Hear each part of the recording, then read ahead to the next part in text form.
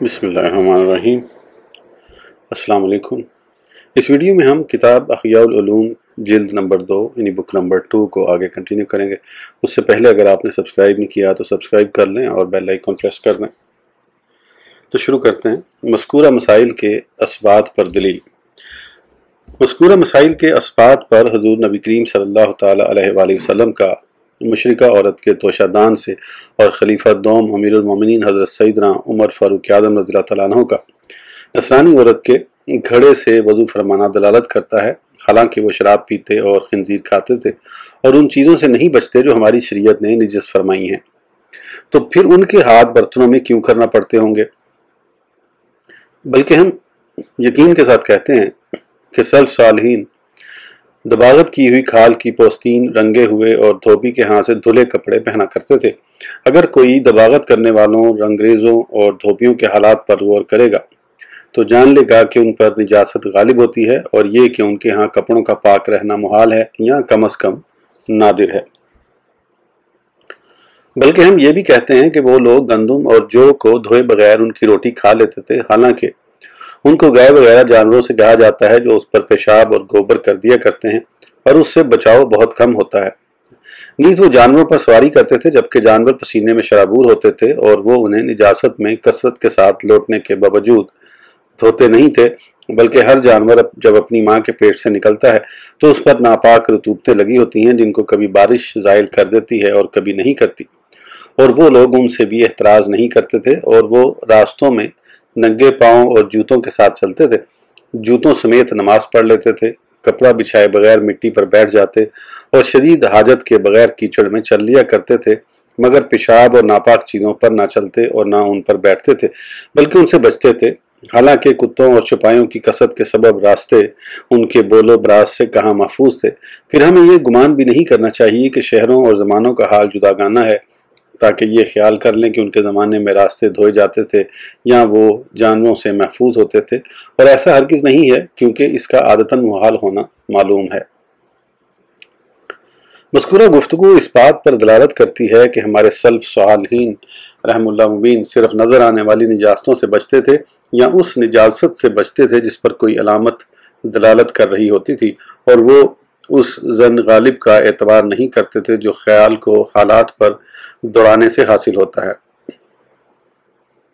یہ حضرت سیدنا امام شافعی علیہ رحمہ اللہ کے نزدیک ہے۔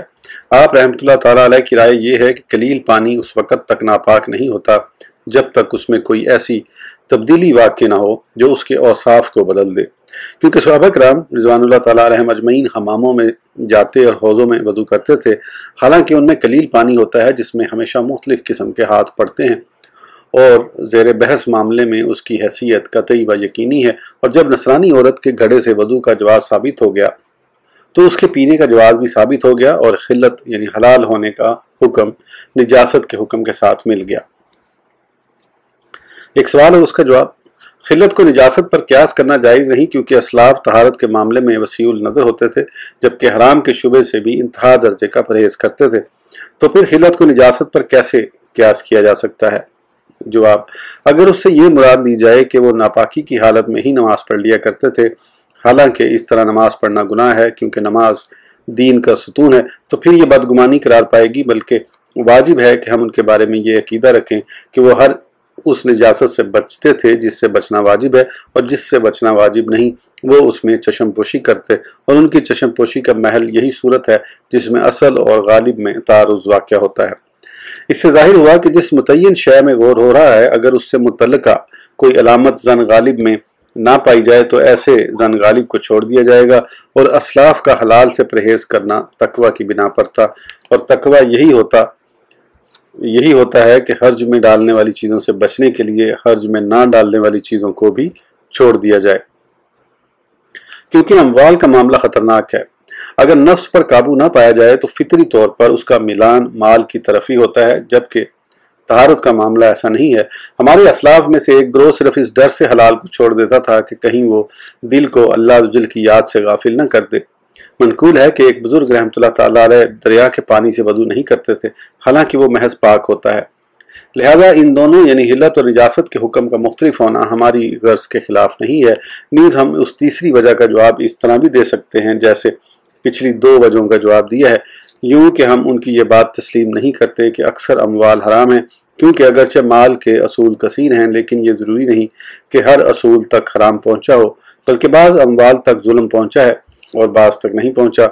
जैसे मौजूदा दौर में गस्ब किया हुआ माल चोरी व गस्ब से महफूज माल से मिकदार में कम होता है। यही हर ज़माने के हर माल का हुक्म है और हर एक के लिए एक असल है। लिहाजा हर ज़माने में छीना हुआ और फसाद के ज़रिए खाया जाने वाला माल दीगर अमवाल के मुकाबले में मिकदार में कम होता है, और हम नहीं जानते कि ये ख़ास फ़रा किस किस्म से ताल्लुक़ रखती है।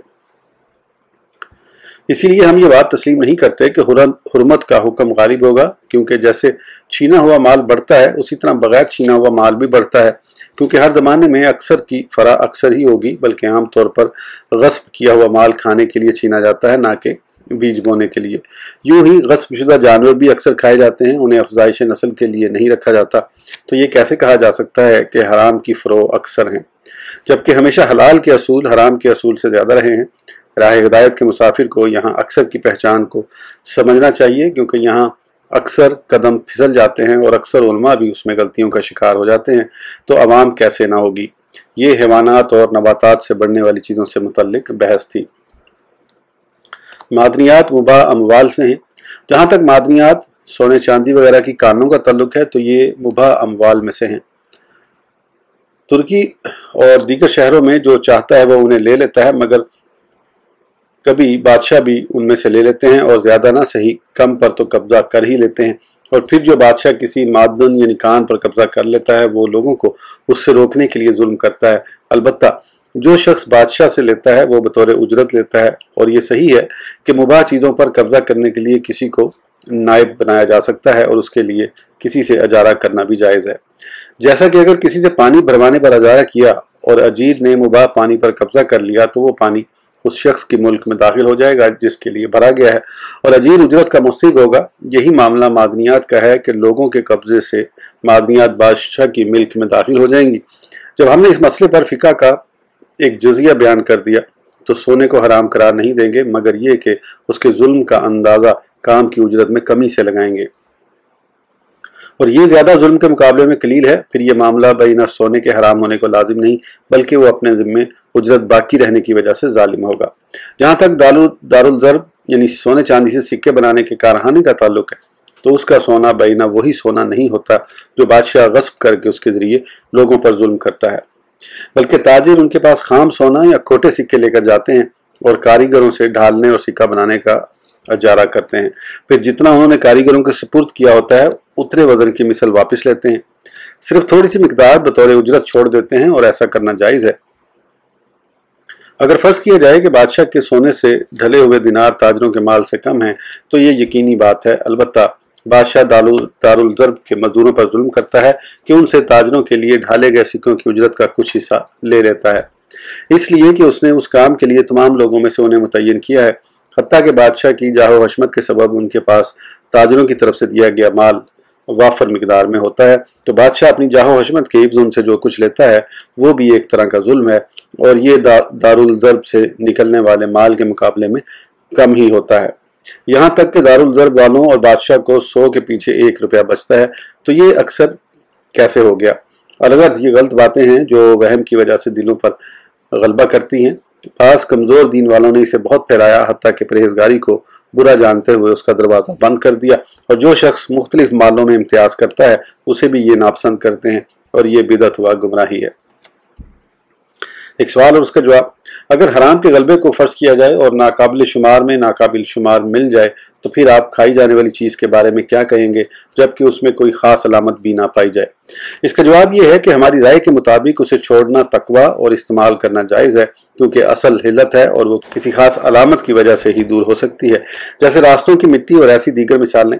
बल्कि उससे भी बढ़कर अगर हराम सारी दुनिया पर गालिब आ जाए, हत्ता कि यकीन से मालूम हो जाए कि दुनिया में हलाल बाकी नहीं रहा, तो मैं कहता हूँ कि इस वक्त हम नई शराइत मरतब करेंगे और जो गुजर गया उसे तर्क कर देंगे, और हम कहेंगे कि जो अपनी हद से गुजर जाए वो अपने अक्स की तरफ लौट जाता है। तो जिस वक्त हर चीज़ हराम हो जाएगी तो उस वक्त हर चीज़ हलाल हो जाएगी। दलील ये है कि अगर ऐसा हो जाए तो उसमें दर्जा झैल 5 एहतमालात होंगे। अगर दुनिया में हलाल के बाकी ना रहने का यकीन हो जाए तो ज़िंदगी गुजारने के लिए 5 एहतमालात बनेंगे। नंबर 1, लोग खाना छोड़ दें, आखिरकार मर जाएं। नंबर 2, वो जान बचाने के लिए बकदर ज़रूरत मिकदार पर इक्तफा करें और मौत तक ऐसे ही ज़िंदगी गुजारें। नंबर 3, वो चोरी करें या छीन कर या मालिक की रजामंदी से जैसे चाहें हलाल और हराम की तमीज़ किए बगैर बकदर ज़रूरत खाएं। नंबर 4, शरीयत की शराइत की पाबंदी करें और बकदर ज़रूरत पर इक्तफा किए बगैर शरीयत के क़वाइद असर नौ मुरतब करें। नंबर 5, शरीयत की शराइत पर अमल करते हुए कदर किफ़ायत पर इक्तफा करें। इख्तमालात की वजाहत और हुक्म। पहले एहतमाल का बातिल होना ज़ाहिर है, जबकि दूसरा एहतमाल भी कतई तौर पर बातिल है, क्योंकि अगर लोग ज़रूरत की मिकदार पर इत्तफाक़ करेंगे और ज़िंदगी के औकात कमज़ोरी में गुजारेंगे तो उन पर मौत छा जाएगी और काम काज और कारोबार वगैरह सब बिल्कुल तबाह हो जाएंगे और दुनिया बर्बाद हो जाएगी। और दुनिया की खराबी से दीन में भी खराबी लाजिम आती है, क्योंकि दुनिया आखिरत की खेती है। खिलाफत, फैसले और सियासत, बल्कि फ़िक़्ह के अक्सर अहकाम जिनका मकसद दुनियावी मफाद की हिफाजत है ताकि उसके ज़रिए दीन के फ़वाइद को हासिल किया जा सके, सब तबाह हो जाएंगे। अगर तीसरे एहतमाल को तरजीह दी जाए तो ये फसाद बर्पा करने वालों के लिए शरीयत की बनाई हुई रुकावट को ख़त्म करना होगा जो उनके और फसाद की मुख्तलिफ़ किस्मों के दरमियान खड़ी है।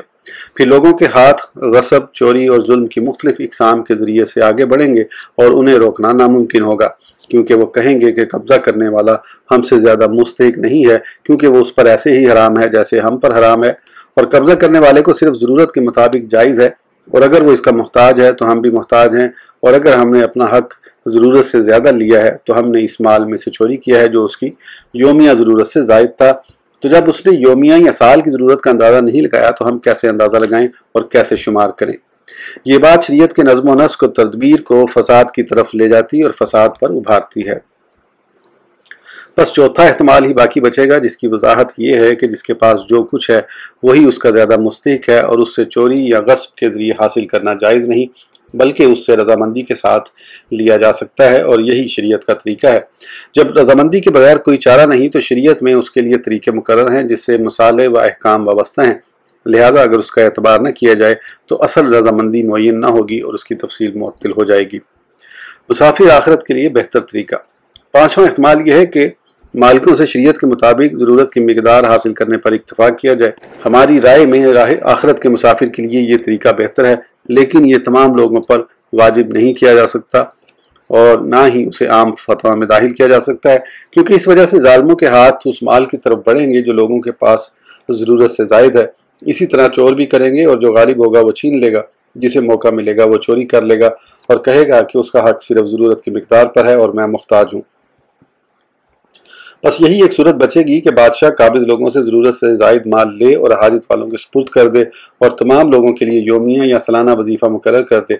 इस सूरत में बहुत ज़्यादा तकलीफ़ और माल को ज़ाया करना है। बहुत ज़्यादा तकलीफ़ इस तरह कि बादशाह मखलूक की कसरत की वजह से ये निज़ाम नहीं बना सकता, बल्कि उसका तो बिल्कुल तसव्वुर भी नहीं किया जा सकता। और माल का ज़िया यूँ कि जो फल, गोश्त और गल्ला ज़रूरत से ज़ायद होगा उसे या तो दरिया में फेंक दिया जाएगा या पड़े रहने दिया जाए, हत्ता के बदबूदार हो जाएगा। नीज़ अल्लाह अज़्ज़ व जल ने फल और गल्ला इंसानी वुसअत से ज़ायद और वाफर पैदा फरमाया है, तो यहाँ हाजत की मिकदार की क्या सूरत हो सकती है। फिर जब लोग सिर्फ ज़रूरत की मिकदार के मालिक होंगे तो हज, ज़कात, तमाम माली कफ़ारे और हर वो इबादत जो लोगों के गनी होने से ताल्लुक़ रखती है साकित हो जाएगी। हालांकि ये बहुत कभी है, बल्कि मैं कहता हूँ कि अगर ऐसे ज़माने में कोई नबी आए तो उन पर वाजिब होगा कि नया निज़ाम बनाएं, नए सिरे से मलकियतों के असबाब का तयन करें, ख्वाह रजामंदी से या किसी और तरीके से, और वो कुछ करें जो उस वक़्त करते जब तमाम मालों को बग़ैर फ़र्क के हलाल पाते। और मेरे कहने का मतलब ये है कि ये उन पर उस सूरत में वाजिब होगा जबकि वो लोगों की दीनी व दुनियावी मसलहतों के लिए मबूस फरमाए जाएँ, क्योंकि मसलहत सिर्फ ज़रूरत और हाजत के मुताबिक दे देने से पूरी नहीं होती। और अगर वो इसलिए मबूस न किए जाएँ तो उन पर यह वाजिब भी नहीं होगा, क्योंकि ऐसा मुमकिन है कि अल्लाह वजल किसी सबब से तमाम मखलूक को हलाक फरमा दे और उनकी दुनिया ख़त्म कर दे और उन्हें दीन से भी दूर रखे, क्योंकि वो जिसे चाहता है गुमराह करता है, जिसे चाहता है हिदायत देता है, जिसे चाहता है मौत देता है और जिसे चाहता है जिंदा रखता है। मगर अल्लाह वजल के जारी तरीके के मुताबिक हमारा यही नज़रिया है कि वो लोगों के दीन और दुनिया की इस्लाह के लिए ही अंबिया इकराम अलैहिस्सलाम को मबूस फरमाता है। बासत नबवी के वक्त अम्वाल की हैसियत। मुझे ये बात फ़र्ज़ करने की ज़रूरत नहीं है, क्योंकि जो मैंने कहा उसकी मिसाल मौजूद है, और वो ख़ातमुल अंबिया महबूब किब्रिया सल्लल्लाहु तआला अलैहि वसल्लम की दुनिया में तशरीफ़ आवरी है, जो अंबिया इकराम अलैहिस्सलाम की आमद रुक जाने के बाद तशरीफ़ लाए, जबकि हज़रत सैयदना ईसा रूह अल्लाह علی نبینا علیہ کے زمانہ مبارک کو تقریباً 600 سال گزر چکے تھے اور لوگ دو گروہوں میں بٹ گئے تھے۔ کچھ یہودی اور بت پرست بن کر آپ علیہ السلام کی تکذیب کر رہے تھے اور کچھ ایسے تھے کہ آپ علیہ السلام کی تصدیق تو کرتے تھے مگر ان میں بھی فسق و فجور اس قدر عام ہو گیا تھا جیسا کہ ہمارے زمانے میں ہے، اور شریعت کی فروعات میں کفار بھی مخاطب ہوتے ہیں۔ نیز اس وقت مال جھٹلانے والوں اور تصدیق کرنے والوں کے ہاتھ میں تھا۔ جھٹلانے والے شریعت عیسوی کا لحاظ کیے بغیر بعض معاملات کیا کرتے تھے، جبکہ تصدیق کرنے والے تصدیق کے باوجود سستی سے کام لیتے تھے، جیسے آج کل کے مسلمان کرتے ہیں۔ حالانکہ دور نبوت سے یہ زمانہ زیادہ قریب ہے۔ الگر زمانہ عیسوی سے دوری کے سبب تمام مال یا اکثر یا اس میں سے کثیر حرام ہو چکا تھا، لیکن حضور نبی کریم صلی اللہ تعالیٰ علیہ وآلہ وسلم نے اس سے آراز فرمایا جو ہو چکا تھا، اور مال جن لوگوں کے قبضے میں تھا انہی کو مالک قرار دے دیا، اور شریعت کے اصول و قوانین مرتب فرمائے۔ جس شے کو کسی شریعت میں حرام قرار دے دیا جائے وہ کسی رسول علیہ السلام کی تشریف آوری سے حلال نہیں ہو جاتی، جیسا کہ اگر کوئی مسلمان ہو جائے اور کسی حرام کا مالک ہو تو وہ حلال نہیں ہو جائے گی۔ ہم ذمی کافروں سے اس مال میں جزیہ نہیں لیتے جس میں یقینی طور پر معلوم ہو کہ وہ شراب یا سود کا مال ہے۔ پس اس زمانے میں ان کے مال اس طرح تھے جیسے آج کل ہمارے اموال ہیں، اور عرب کا معاملہ اس سے سخت ہے کیونکہ وہاں لوٹ مار اور غارت گری زیادہ تھی۔ ظاہر ہوا کہ فتویٰ کے لیے چوتھا احتمال معین ہے، جبکہ پانچواں احتمال تقویٰ کی راہ ہے۔ بلکہ کمال تقویٰ یہ ہے کہ مباح پر بھی بقدر ضرورت اکتفا کیا جائے اور دین کی عیش و عشرت کو یکسر ترک کر دیا جائے، اور یہی آخرت کا راستہ ہے۔ اس ویڈیو کے لیے اتنا ہی، پھر انشاءاللہ اگلی ویڈیو میں آگے کنٹینیو کریں گے۔ اس وقت تک کے لیے اجازت دیجیے، سبسکرائب کرنا نہ بھولیں۔ اللہ حافظ۔